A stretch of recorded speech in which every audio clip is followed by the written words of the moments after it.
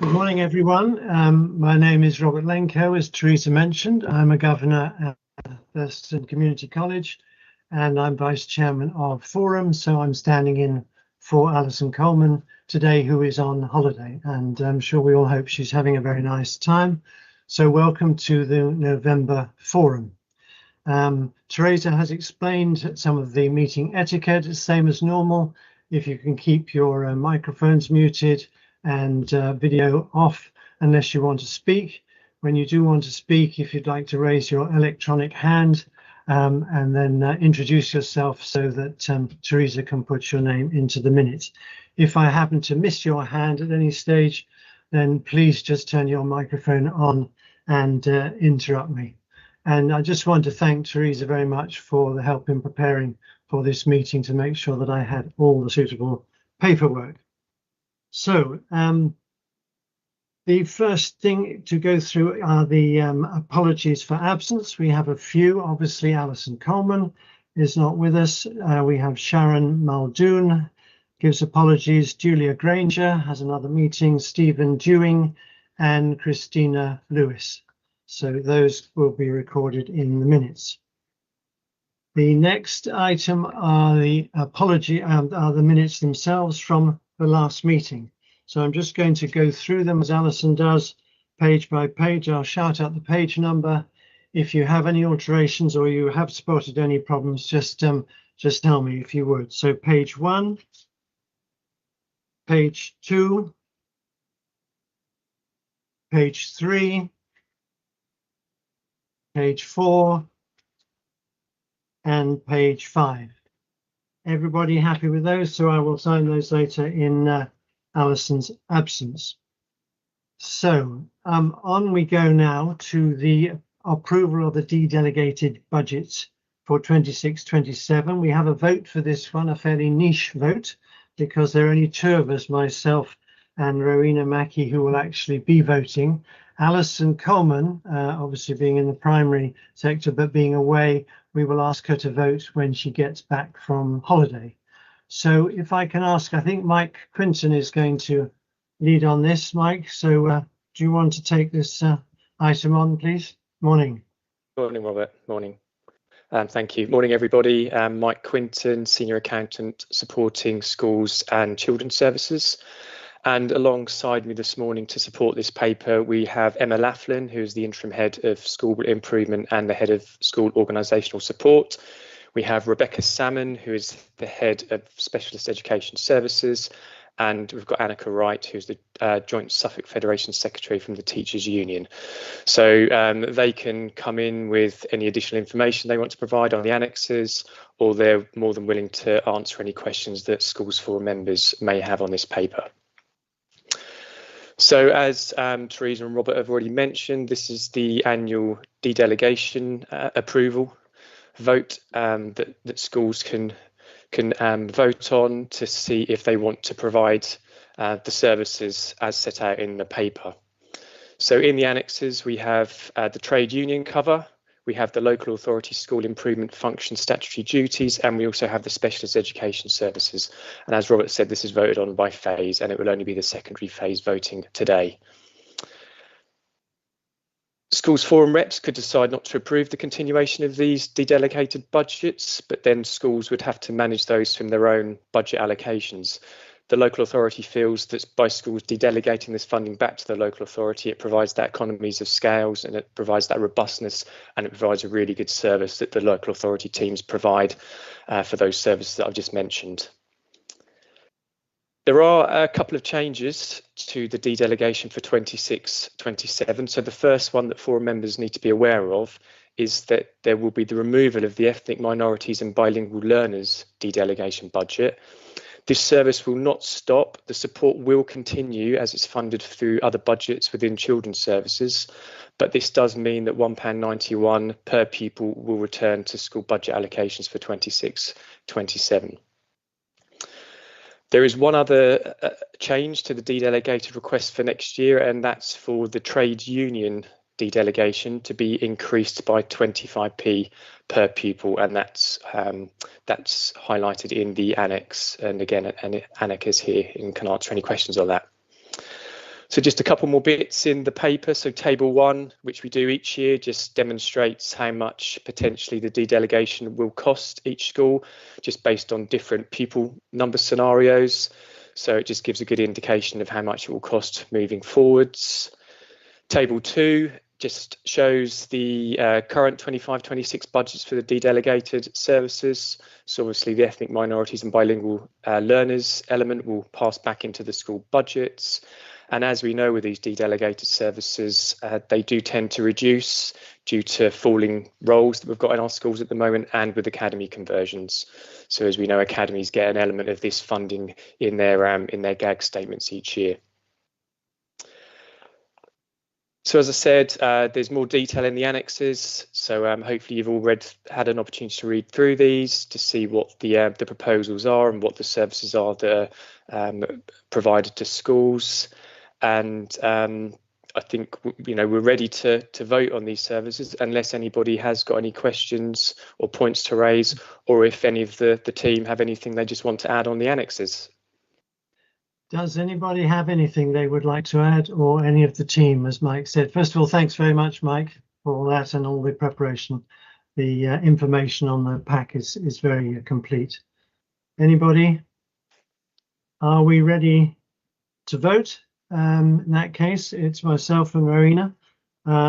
Jacqueline, I wonder, could you launch the vote, please? And this is the first vote for, do you agree that the dedelegation of funding back to the LA for trade unions, please? So that'll be just for the two of us. It's come up on my screen. I voted. There's one response.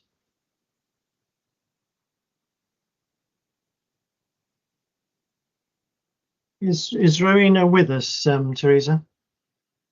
Oh, yes, there we are. Thank you, Rowena. That's great. That's 2 votes, so that's been carried. Thank you very much. So if we can launch the next vote, which is, do you agree that the dedelegation of funding back to the LA for school improvement function statutory duties and specialist education services should go ahead? Could we just launch that one, please? Yep, voted.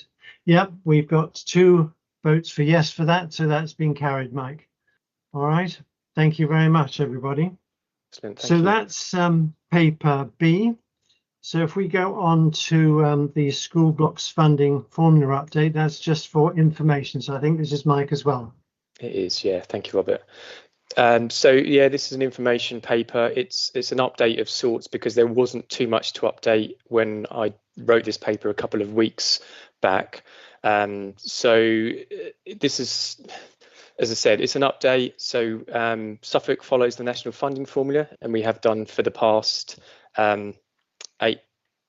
Sorry, Robert. Sonia's just sent a message Right. that I've just spotted. Just Okay. with the primary vote for the dedelegation, as we've said, that will be held outside of schools forum when Alison returns. So just to be clear, and Teresa, if you can just minute that'd be great. Yes. Thanks, Sonia. Yes, so just carrying on. So Suffolk have followed the national funding formula for the past 8 years, and the recommendation at the January meeting will be that we continue to follow the national funding formula. We've always said that by adopting as early as we could, it just meant that we reduced that turbulence within the system for our Suffolk schools. So there's that certainty around, okay, these are the funding rates, this is what we'll use, and we know that we won't be changing anything year on year.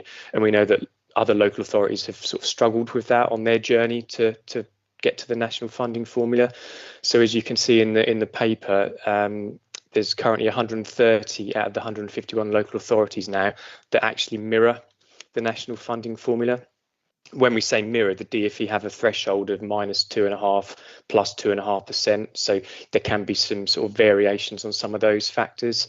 And within Suffolk, the only variation that we have on the national funding formula is on the ARPU, because if there are if there are high needs block transfers, for example, or if the growth element of funding doesn't quite match what our growth pot is that we use for funding new and growing schools, then there will be some differences there. Other things that can provide a difference to the ARPU are around the minimum per pupil levels. So again, depending on demographics of schools with low prior attainment and deprivation, it can mean that that means other schools are impacted, and we sort of use the ARPU as a balancing adjustment. So that's the only thing that doesn't exactly tie in with the national funding formula rates. So the provisional DSG allocations are usually with us in July each year, and that gives us time to model, to consult where necessary for the forthcoming year. But as with last year and the general election, we haven't had those draft allocations as yet. However, there was an updated technical note published yesterday by the DfE with 26-27 schools block rates of funding and notional schools block figures. It's not helpful being so late because obviously we're going to get the final figures in hopefully 3 or 4 weeks' time. So there's not much we can do with that, but it just gives us an indication. I'm going to have a look to see if there's anything in there which is new, which I can feed back to Teresa, and maybe we can include something in the minutes or attachments. But I just need to take a bit of time just to have a look. But just on first glance, it looks like everything that I've included in this paper is as is. So I don't think there's anything which has changed. So just looking at a couple of the bits that I think is just worth highlighting for next year. So starting from September 2026, free school meals will be extended to children in households receiving universal credit. So there won't be any change to the national funding formula in the blocks of funding, but there will be a separate grant which will be allocated to schools to reflect this change. But at the moment, we don't know what those rates are or how much that will be. There's a recap on all of the national funding formula rates that we use, and as I said, there's no change. I've checked that with the policy document that was provided yesterday. All of that which is in the paper still applies. And then one other bit that I think is just worth mentioning is the rolling in of the additional grants that we've had in this financial year. So that's the schools budget support grant, and it's the National Insurance Contribution Grant. So they're additional grants that schools have received in the 25-26 financial year to support staff pay increases and to support part year of the teacher pay increases. And we've had the National Insurance grant contribution, which obviously has been able to support the increases that we saw in the National Insurance contribution for staff. These will be rolled in as in previous years with the core school budget grant. So there'll be a unit of funding which will be applied to certain schools block factors, and I'll go into a bit more detail in the January forum paper. And with the school budget support grant, because in this financial year it supported the whole support pay increases, but only a portion of the teacher pay increases. So from September 2025. So for next year's budget, it will actually be prorated up to a 12-month allocation. So the rates will change from what we've seen in this financial year. But again, I'll highlight those in the paper that I'll provide in January when we actually vote to follow the national funding formula. So as I said, I think we will receive the final DSG allocations for 26-27 usually just before Christmas. Again, it's not very helpful, but with the timing, and then we will need to submit the school budgets to the DfE usually around the end of January. So our schools forum in January is the 22nd, so that probably will be timed quite well to get the vote through to continue to follow the national funding formula for Suffolk, and then I can get all the budget information off to the DfE. So with LA maintained schools, again, the aim will be to get the budget allocation packs out as early as possible. So we tend to try and get that done before February half term.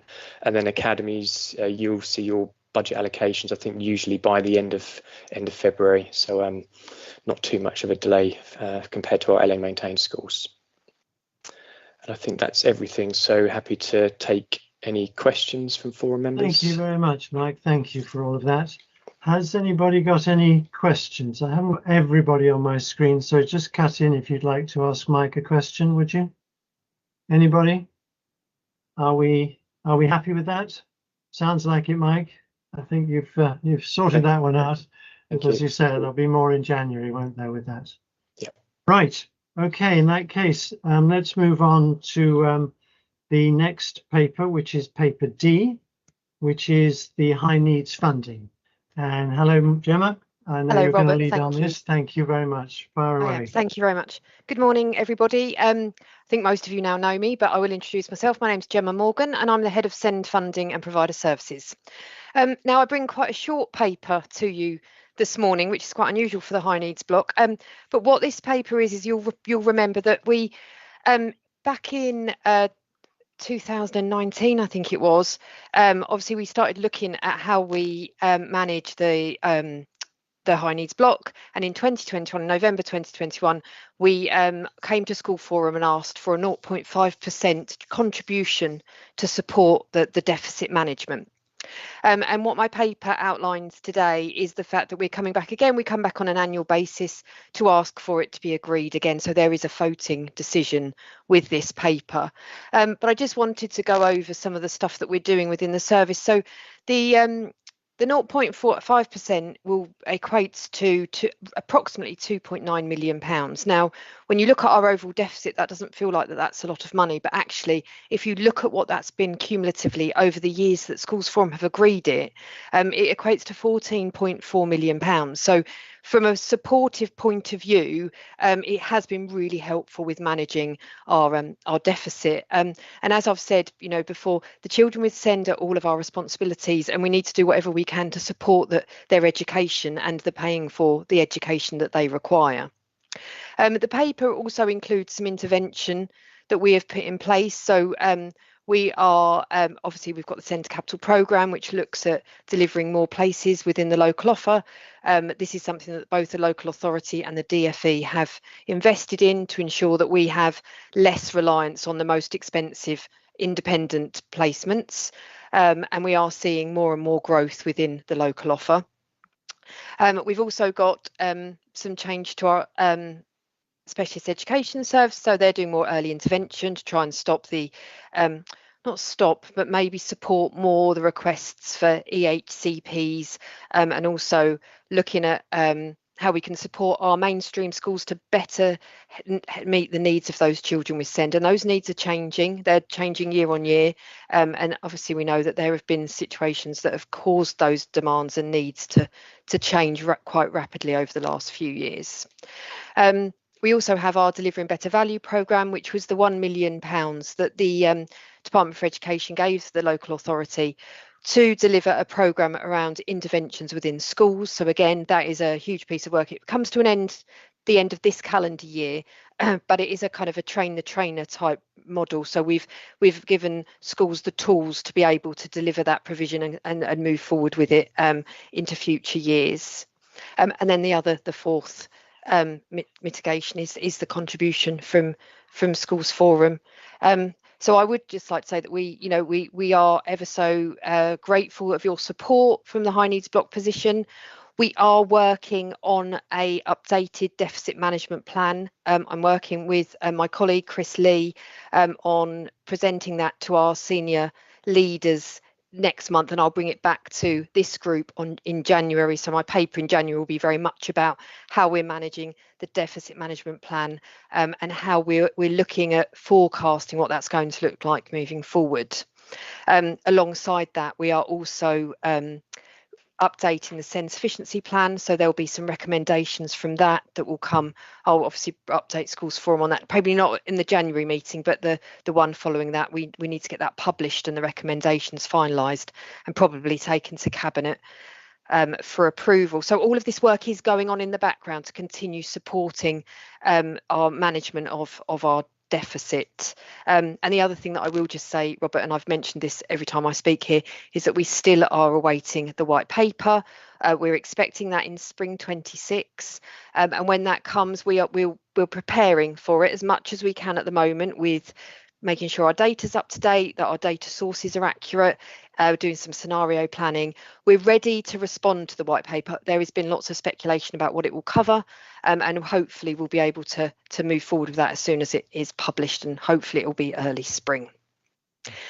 So what I really need to do is ask for the vote to be opened and for forum members to make their decision. Gemma, thank you very much indeed. Can I just say you and your team do an amazing job. I mean, I know obviously from the students at Thurston how much intervention and help you and support you give, and it is in these financial times. I don't know how you do it, so fantastic. But any comments from anybody, please, before we go to the vote? Anybody? I just checked my screen. I can't see any hands up. No, everybody happy? Right, in that case, Jacqueline, would you like to launch the vote? This is for high needs funding, so paper D. This is, do you agree to the continued transfer of 0.5% from the schools block to support the recovery of the high needs block deficit? And everybody who is eligible can vote, so please go ahead.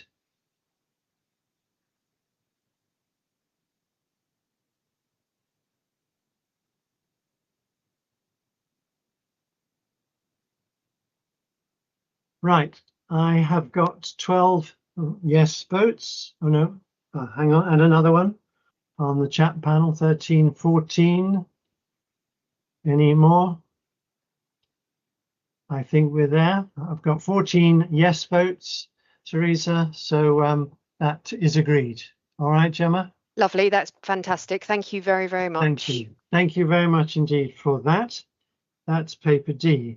Now we move on to paper E, which is the early years block 24-25 revised outturn. Now, Mike, are you leading on this one? I'm not sure. I am. Yeah, unfortunately, Right. Christina Lewis has offered her apologies this morning. So if there are any questions, on this, I can take those away. All right. So, do you want to say anything more about it? Yes, go ahead. Of course. Yeah, please. Yes. So this paper is very short, but it's just to highlight the difference that we had at the end of the financial year on our early years allocations. So early years funding is a little bit different. It's based on actual uptake of young people in our nurseries and private and voluntary independent providers. So what happens at the end of each financial year, we estimate what we think that final allocation will be as published by the DfE in the next financial year.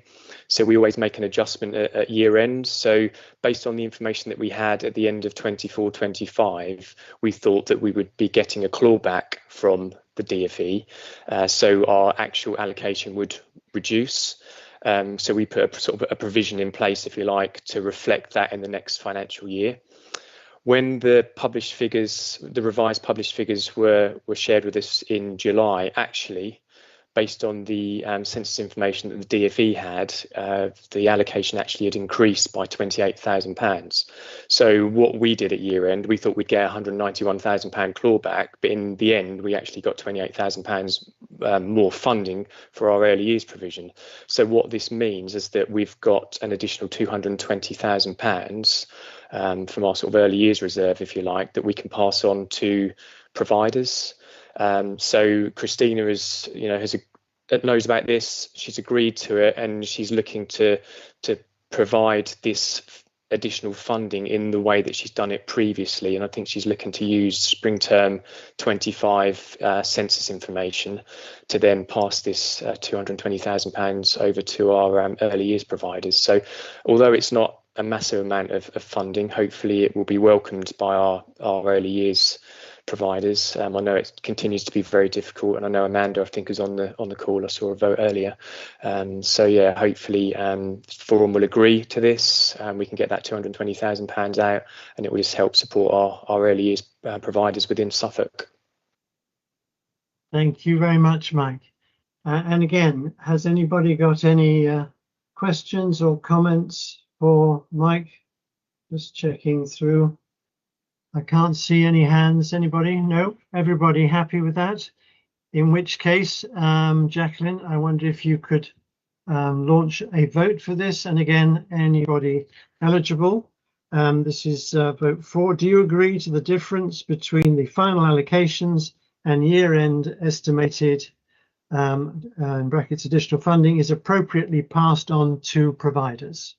So please vote when you're ready.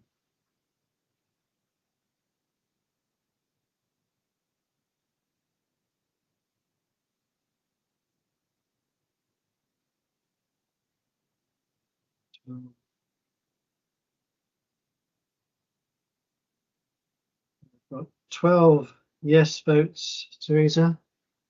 I can't see any more. Yes, another one, 13. right, and people saying thank you as well. So I think that's definitely passed unanimously, Mike. All right. Yeah, good news. Thank you. Thank you very much indeed for that. So that's the final paper. There will be some issues with membership of Forum because of things changing, but I think we'll probably come to that in January because Alison may well be part of an academy at some time in the future. But we'll talk about that next time. I just got one message I wanted to pass on from my sorry, principal. Robert. Sorry, go on. Sorry, Robert. Yeah. So, yes. you're right. So there will be some nominations for some a change in the makeup of Schools Forum. Obviously, with Alison being the only primary rep at the moment, I think we possibly need another primary rep for situations like this. We obviously have the 2 secondary reps. So Teresa is aware, and I think she'll be sort of leading on a process to look at the membership and with Alison obviously convert her schools converting to academy now January the 1st. I think it was actually originally the 1st of December, and then obviously in January as well, Robert, that we'll need to renew yourself and Alison's membership as chair and vice chair as well. All being well, that obviously yourself and Alison want to continue on, and we hope you do. Yeah. So yeah, no, I'm happy to. Yes. Yes. No, thanks for that, Mike. Okay, all done. Yeah, thank you. I just wanted to send some thanks from our principal at Thurston May Taylor, because we've had a few little issue IT budget things, but also our new build, which is very exciting. We should have hopefully a new school in Thurston by 2028. And so Mike Quinton, Nina Bickerton, Pete Mumford, a lot of people from the LA have been incredibly useful and supportive and giving advice. And so Maeve just wanted to pass on her thanks to all of the team because you've been really, really helpful. So thank you. Now, does anybody else want to make a comment now with any other business? Anybody? Please feel free to launch your microphone. No? You're all happy? And the next meeting is on Thursday, the 22nd of January, which means I can wish you a happy festive season. I look forward to seeing you all in January. All right. Thank you very much indeed, everybody. Have a great day. Bye-bye.